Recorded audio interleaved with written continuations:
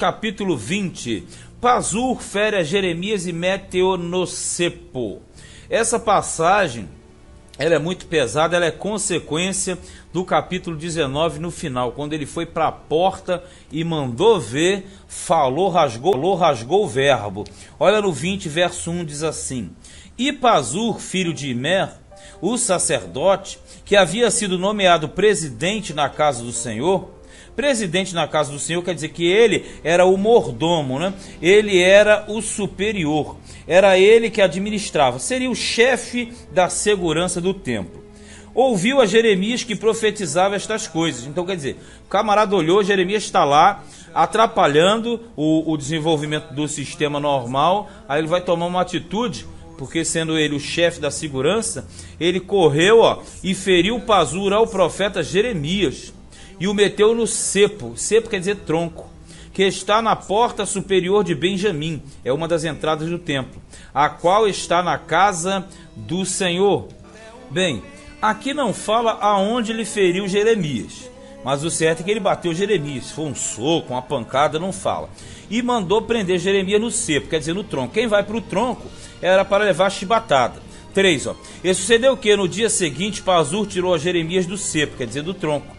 Então disse-lhe Jeremias: O Senhor não chama o teu nome Pazur, mas Magor-Missabib. Magor-Missabib significa terror por todos os lados. Aí ele fala por quê, no 4. Porque assim diz o Senhor: Eis que farei de ti um terror para ti mesmo e para todos os teus amigos. Eles cairão à espada de seus inimigos, e teus olhos o verão. Todo Judá entregarei na mão do rei de Babilônia.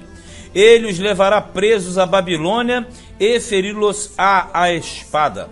Também darei toda a fazenda desta cidade, todo o seu trabalho e todas as suas coisas preciosas. Sim, todos os tesouros dos reis de Judá entregarei na mão de seus inimigos, os quais saqueá-los-ão, tomá-los-ão e levá-los-ão à Babilônia.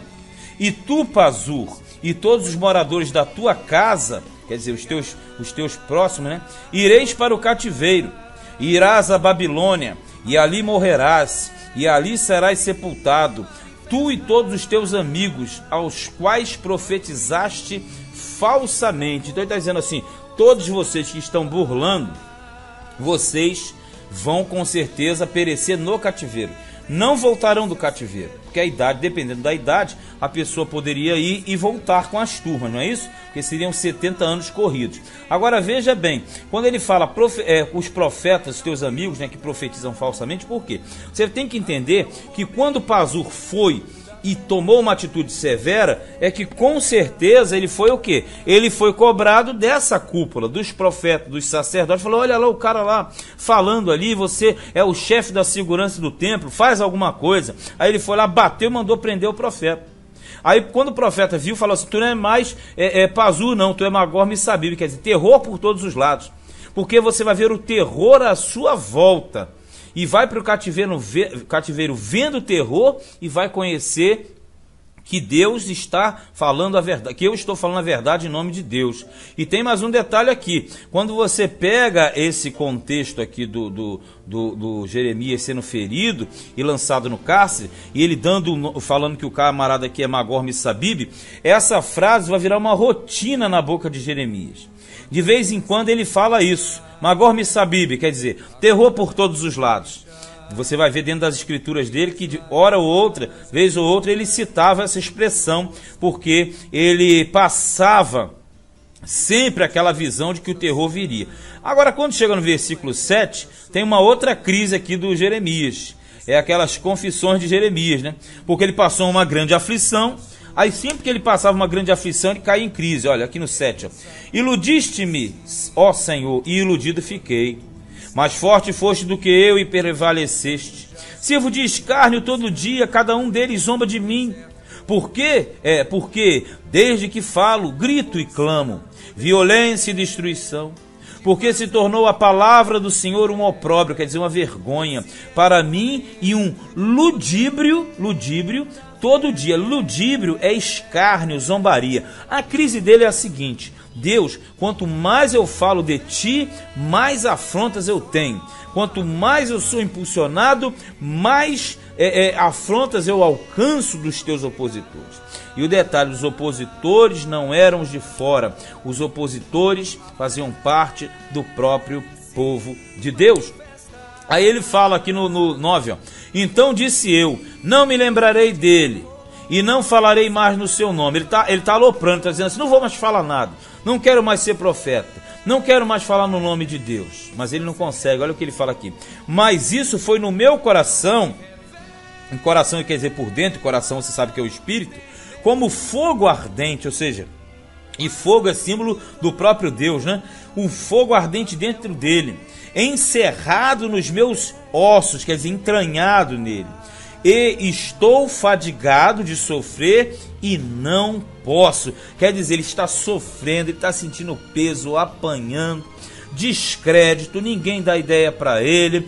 Então, no momento das crises profundas, ele tenta desistir, mas ele diz que dentro dele há algo mais forte, como um fogo ardente, que entranhado nos ossos, mesmo ele sofrendo, ele não pode desistir. Olha no 10, porque ouvi a murmuração de muitos, que ele vê o povo clamando, né?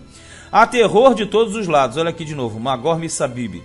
Denunciai e o denunciaremos. Todos os que têm paz comigo aguardam o meu manquejar. Tipo assim, todos aqueles que dizem que têm paz com Jeremias estão esperando dar um vacilo para cair de pau em cima dele, ó. Dizendo, bem pode ser que se deixe persuadir. Então prevaleceremos contra ele e nos vingaremos dele. Por quê? O Jeremias, falando contra os sacerdotes, contra os profetas, ele estava indo contra a sua própria genealogia, porque ele era sacerdote, ele era anatotita. Então, fazendo isso, ele prejudicava a linhagem dos anatotitas. Fazendo isso contra os profetas, ele prejudicava a classe dos profetas.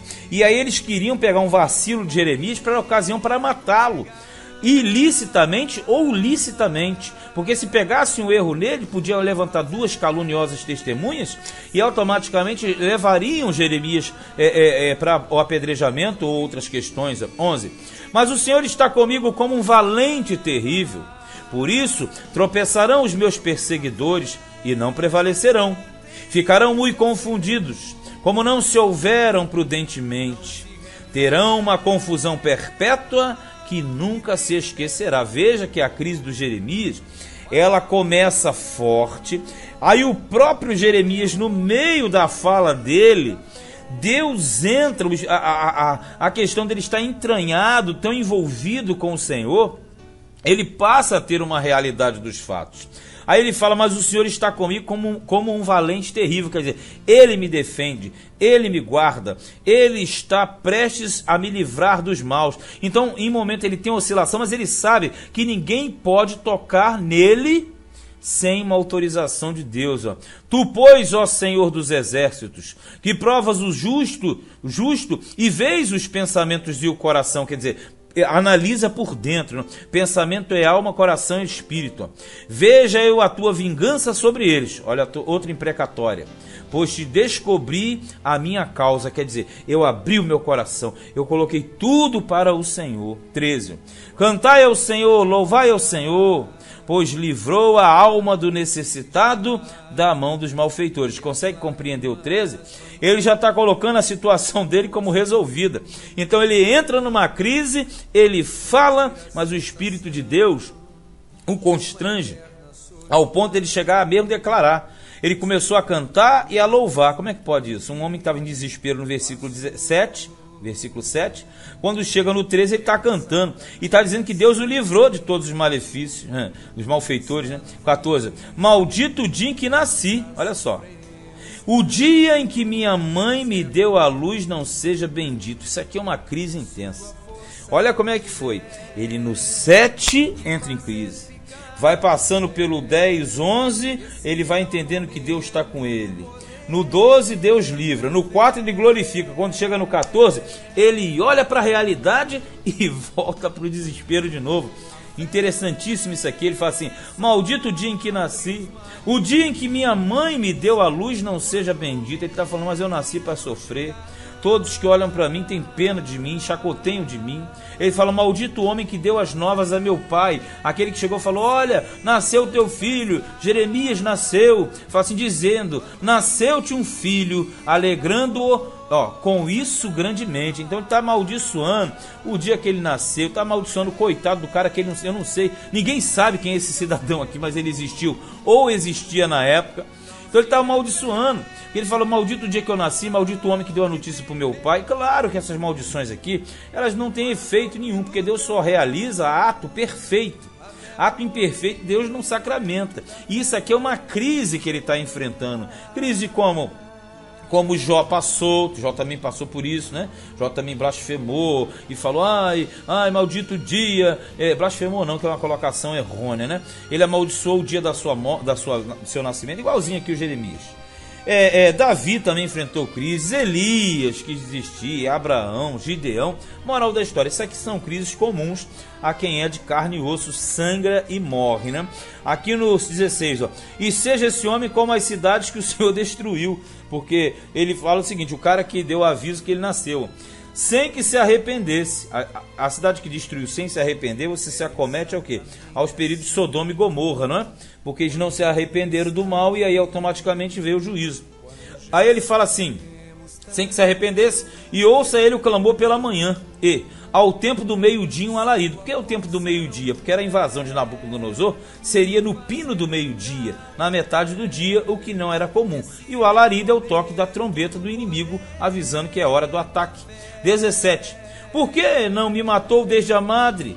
Ou minha mãe não foi minha sepultura? Tipo assim, por que não me matou dentro da barriga? Por que eu não fui abortado? Ou não ficou grávida perpetuamente? É uma alegoria, né? Ficar grávida eternamente é uma forma de você falar que não queria nascer, né? Tipo assim, era bom que minha mãe ficasse grávida para sempre, nunca eu nascesse.